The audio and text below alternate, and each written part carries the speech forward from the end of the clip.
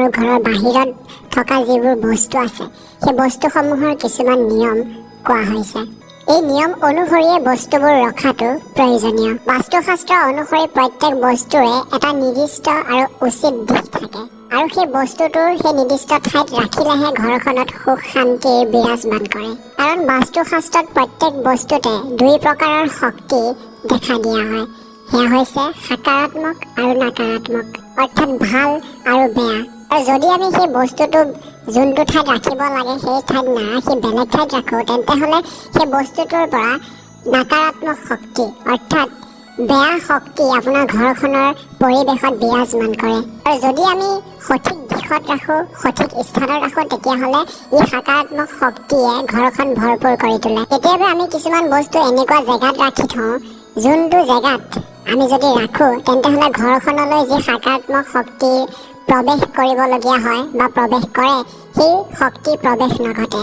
অৰ্থাৎ সেই জেগাত আমি বস্তুবিধ ৰখাৰ কাৰণে সেই শক্তিৰ প্ৰৱেশ নঘটে। আৰু ইয়াৰ জৰিয়তে অৰ্থাৎ সেই বস্তুবোৰ অন্য ঠাইত ৰখাৰ কাৰণে ঘৰখনত এনেকুৱা এটা পৰিৱেশৰ সৃষ্টি হয়, যাৰ ফলত ঘৰখনত সুখ শান্তি নষ্ট হ'বলৈ ধৰে। যি ঘৰত থকা ব্যক্তি আছে তেওঁলোকৰ মাজত শান্তিৰ নাশ হ'বলৈ ধৰে, কাজিয়া পাচাল এনেকুৱা ধৰণৰ বস্তুখিনিৰ পৰিমাণ লাহে লাহে বৃদ্ধি হোৱা দেখিবলৈ পায়। তেওঁলোকৰ কৰ্মৰাজিটো যথেষ্ট বেছি নকাৰাত্মক প্ৰভাৱ পৰা দেখিবলৈ পোৱা যায়। সেইকাৰণে প্ৰত্যেকবিধ বস্তু ৰখাৰ আগত আপোনালোকে বাস্তুশাস্ত্ৰৰ নিয়ম অনুসৰি ৰখাটো খুবেই বেছি প্ৰয়োজনীয়। আজি আমি আপোনালোকক জনাম যে বাস্তুশাস্ত্ৰৰ অনুসৰি আপুনি পৰিধান কৰা জোতা, চেণ্ডেল এইসমূহ বস্তু ঘৰৰ কোনটো দিশত ৰখাটো খুবেই বেছি প্ৰয়োজনীয়। লগতে এইটোও জনাম যে এই যি জোতা চেণ্ডেল আছে এই বস্তুসমূহ কেনেকৈ ৰখাটো প্ৰয়োজনীয়। বাস্তুশাস্ত্ৰ অনুসৰি জোতা চেণ্ডেল এইসমূহে নকাৰাত্মক শক্তিৰ উৎস বুলি কৈছে। যদি এইসমূহ আপুনি ঘৰৰ যোনটো ঠাইত ৰাখিব লাগে সেইটো ঠাইত নাৰাখি বেলেগ ঠাইত ৰাখে, তেন্তে হ'লে আপোনাৰ ঘৰলৈ আহিবলগীয়া সকাৰাত্মক শক্তি, ভাল শক্তিৰ যি উৰ্জা আছে সেই শক্তিৰ উৰ্জাত বাধাৰ সৃষ্টি কৰে। জোতা বা চেণ্ডেল পৰিধান কৰি আমি বহুতো জেগা ঘূৰি ফুৰোঁ আৰু সেই জেগাসমূহত থকা নকাৰাত্মক শক্তিখিনি সেই জোতাতে লাগি আহে। লগতে আমাৰ শৰীৰত থকা বেয়া শক্তিখিনিও ভৰি দি জোতাত প্ৰৱেশ কৰে আৰু জোতাত সেইসমূহ যি বেয়া শক্তি আছে সেই শক্তিসমূহ যুগুত খাই থাকে। আমি নজনাকৈ বহুতো কিছুমান বেয়া ঠাইলৈ যাব পাৰোঁ য'ত নকাৰাত্মক শক্তিৰ প্ৰভাৱ থাকে। এনেকুৱা কিছুমান বস্তু আমি গছকি দিবও পাৰোঁ, যোনবোৰ আমি হয়তো নাজানো যে সেই বস্তুটো বহুত বেছি বেয়া, আৰু তাৰ ফলত আমাৰ জোতা বা চেণ্ডেলতে সেই যি বেয়া বস্তুৰ শক্তিখিনি আছে সেই শক্তিখিনি ঘৰলৈ আমাৰ সেই জোতা বা চেণ্ডেলৰ লগতে সোমাই আহে। গতিকে জোতা বা চেণ্ডেল ঘৰলৈ সোমাওঁতে আপোনালোকে বাহিৰতে খুলি পেলাই সোমোৱাটো এটা খুবেই বেছি প্ৰয়োজনীয়। বহুতে বা আমি প্ৰায় ঘৰলৈ ক'ৰবাৰ পৰা যদি আমি ঘৰলৈ আহোঁ তেন্তে হ'লে জোতা বা চেণ্ডেলসমূহ আমি দুৱাৰ মুখতে থৈ পেলাই আমি ভিতৰলৈ সোমাই যাওঁ, যোনটো কৰাটো একেবাৰে বেয়া বুলি কৈছে। আৰু আজি আমি জনাম আপোনালোকক যে কোনটো দিশত বা কেনেকৈ আপুনি জোতা বা চেণ্ডেলসমূহ ৰখাটো প্ৰয়োজনীয়। ভিডিঅ'টো আগবঢ়াৰ আগত আপোনালোকলৈ এটা সৰু অনুৰোধ যে যদি ভাল লাগে এটা লাইক কৰিবলৈ নাপাহৰিব। আপোনালোকে চেনেলটো যদি এতিয়ালৈকে ছাবস্ক্ৰাইবেই কৰা নাই, নিশ্চয়কৈ ছাবস্ক্ৰাইব কৰি কাষতে থকা ঘণ্টাৰ নিচিনা সৰু চকুটো চুই দিয়াৰ লগতে কমেণ্ট বক্সত জয় মা লক্ষ্মী বুলি বা ওম নমঃ শিৱায় বুলি এবাৰ লিখিবলৈ নাপাহৰিব। প্ৰথম বাস্তু নিয়ম অনুসৰি এইটো কৈছে যে যোনসমূহ ঘৰৰ সন্মুখত জোতা চেণ্ডেলসমূহ চেদেলি ভেদেলিকৈ পৰি থাকে, কোনো জোতা বা চেণ্ডেল থোৱাৰ একেবাৰে কোনো ধৰণৰ পৰিপাটি নাইকিয়া, তেনে ঘৰখনত শনি দেৱতাৰ কুপ্ৰভাৱ পৰে।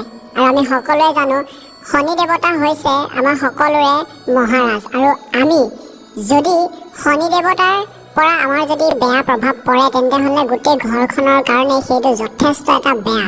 অৰ্থাৎ ঘৰখনৰ সুখ শান্তি কেতিয়া কি ধৰণৰ বিপদ আপুনি জনা নজনাকৈ আহিব ক'বই নোৱাৰিব। লগতে যোনখন ঘৰত অনুশাসন নাইকিয়া, পৰিপাটি নাইকিয়া, সেইখন ঘৰত শনি দেৱতাৰ বেয়া প্ৰভাৱ পৰাৰ উপৰিও শনি দেৱতাক ভৰিৰ কাৰক বুলি কোৱা হয়। আমি জোতা চেণ্ডেল যি পৰিধান কৰোঁ সেই ক্ষেত্ৰত এই বস্তুসমূহৰ সম্বন্ধ শনি দেৱতাৰ সৈতে থাকে। সেইকাৰণে জোতা বা চেণ্ডেলসমূহ খুব সুন্দৰকৈ পৰিপাটিকৈ ঘৰখনৰ দুৱাৰদলিত বা কাষত ৰাখি দিয়াটো খুবেই বেছি প্ৰয়োজনীয়। কোনোবা ক্ষেত্ৰত যদি জোতা বা চেণ্ডেল উল্টা হৈ থাকে তেন্তে হ'লে সেয়াই ব্যক্তিৰ ক্ষেত্ৰত যথেষ্ট বেয়া প্ৰভাৱ পেলায়। গতিকে যদি আপুনি কোনো ধৰণৰ জোতা বা চেণ্ডেল উল্টা হৈ থকা দেখা পায় সেই সময়তে আপোনালোকে সেই জোতা বা চেণ্ডেল আপোনালোকে চিধা কৰি দিয়াটো খুবেই বেছি প্ৰয়োজনীয়।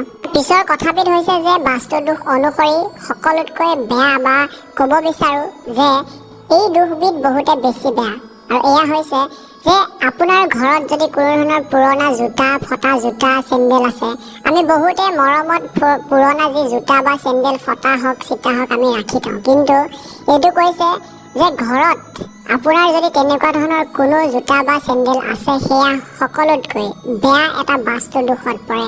গতিকে ঘৰখনত কোনো ধৰণৰ ফটা জোতা, চেণ্ডেল এনেকুৱা ধৰণৰ বস্তুসমূহ ঘৰত নাৰাখিব। যদি আপোনালোকৰ খুব বেছি ৰাখিবলৈ মন, তেন্তে হ'লে আপোনালোকে দূৰত ৰাখক, কিন্তু আপোনাৰ ঘৰত সেই বস্তুসমূহৰ অৱস্থান নাৰাখিব। লগতে আপোনালোকে এইটোও কৰিব পাৰে, যদি আপোনালোকৰ ঘৰত কোনো পুৰণা জোতা বা চেণ্ডেল পৰি আছে যিবোৰ আপোনালোকে পৰিধান নকৰে, তেনেস্থলত আপোনালোকে সেই জোতা বা চেণ্ডেলসমূহ ঘৰৰ পৰা পেলাই দিয়াৰ বিপৰীতে যদি কোনো প্ৰয়োজন হোৱা মানুহক দিব পাৰে, নিশ্চয়কৈ শনিবাৰে আপোনালোকে দান কৰি দিয়ক। শনিবাৰে দান কৰিলে আপোনাৰ ঘৰৰ যি দুখ দৰিদ্ৰতা আছে সেই সকলোসমূহ দূৰ হৈ যায়। লগতে শনি দেৱতাৰ কৃপাও আপোনালোকৰ ওপৰত যথেষ্ট পৰিমাণে বিৰাজমান কৰিব। তাৰপিছত হ'ল যে কোনটো দিশত আপোনালোকে জোতা বা চেণ্ডেলসমূহ ৰখাটো প্ৰয়োজনীয়। সেই দিশটো হৈছে উত্তৰ আৰু পশ্চিম দিশৰ মাজৰ যোনটো অংশ, বায়ুকোণ, সেই জেগাটোত আপোনালোকে ৰখাটো খুবেই বেছি প্ৰয়োজনীয়। ইয়াৰ উপৰি আপোনালোকে দক্ষিণ আৰু পশ্চিম দিশৰ মাজৰ যি অংশ আছে সেই দিশতো আপোনালোকে ৰাখিব পাৰে। আৰু ইয়াৰ উপৰি আপোনালোকে জোতা বা চেণ্ডেলসমূহ ৰাখিবৰ কাৰণে কোনো ধৰণৰ আলমাৰি, ৰেক বা এনেকুৱা ধৰণৰ বস্তু আপোনালোকে ঘৰলৈ আনিব পাৰে। সেই ৰেকসমূহ বা সেই যি জোতা চেণ্ডেল থোৱা বস্তুবিধ আছে সেইবিধ আপোনালোকে এই যি দুটা দিশৰ কথা কোৱা হৈছে সেই দিশ দুটাত আপোনালোকে ৰাখিব পাৰে। ৰেকসমূহ কেতিয়াও পূব, উত্তৰ, ঈশান আৰু অগ্নিকোণৰ ফালে মুখ কৰি পেলাই কেতিয়াও নাৰাখিব। তাৰ ফলত ঘৰখনলৈ আহিবলগীয়া সকাৰাত্মক শক্তিৰ পথত বাধাৰ সৃষ্টি কৰিব। তাৰপিছত আহিলে যে আপুনি কেনেকুৱা প্ৰকাৰৰ জোতা বা চেণ্ডেলসমূহ পৰিধান কৰাটো প্ৰয়োজনীয়। ঘৰৰ ভিতৰত আপোনালোকে কাঠেৰে বা আপোনালোকে ৰাবাৰৰে প্ৰয়োজনীয়, অৰ্থাৎ যোনটো প্লাষ্টিক, সেই তেনেকুৱা ধৰণৰ বস্তু যদি আপোনালোকে পৰিধান কৰে তেতিয়াও ভাল বুলি কৈছে। কিন্তু ঘৰৰ ভিতৰত কেতিয়াও চামৰাৰে তৈয়াৰী জোতা বা চেণ্ডেল পৰিধান কৰিব নালাগে। কোনো মন্দিৰলৈ যাওঁতেও আপোনালোকে চামৰা জোতা বা চেণ্ডেল পিন্ধাটো উচিত নহয়, কাৰণ চামৰাৰে যি বস্তু তৈয়াৰী হয় সেই বস্তুসমূহ পূজাত কেতিয়াও গ্ৰহণ কৰা নহয়। কোনো শুভ বা মাংগলিক কৰ্মৰ ফালে যদি আপোনালোকে গমন কৰে, তেন্তে হ'লে ক'লা ৰঙৰ জোতা আপোনালোকে পৰিধান কৰি যাব লাগে। তেতিয়া কোনো ধৰণৰ বেয়া দৃষ্টি কাৰো আপোনাৰ ওপৰত নপৰিব।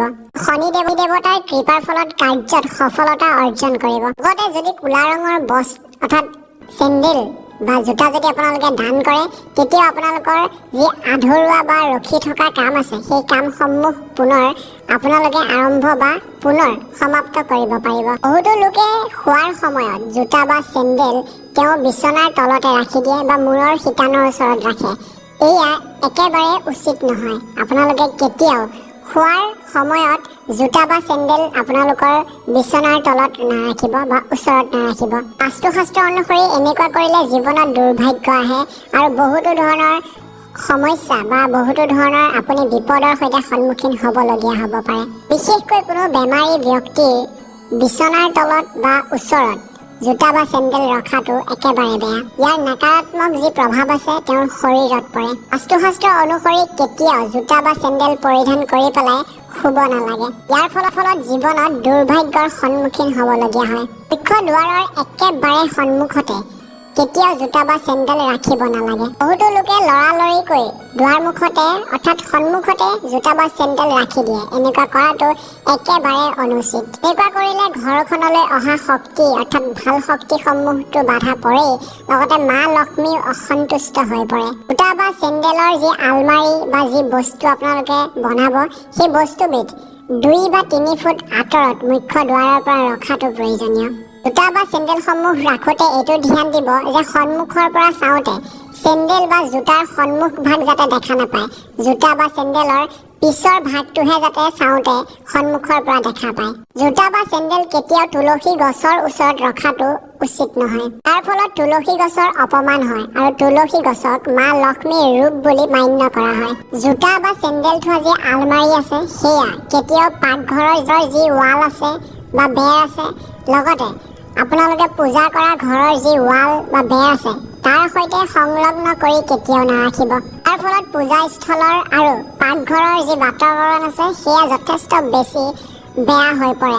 আৰু আমি জানো যে এনেকুৱা হ'লে ঘৰখনত বেয়া শক্তিৰ উৰ্জা বৃদ্ধি হ'বলৈ ধৰে।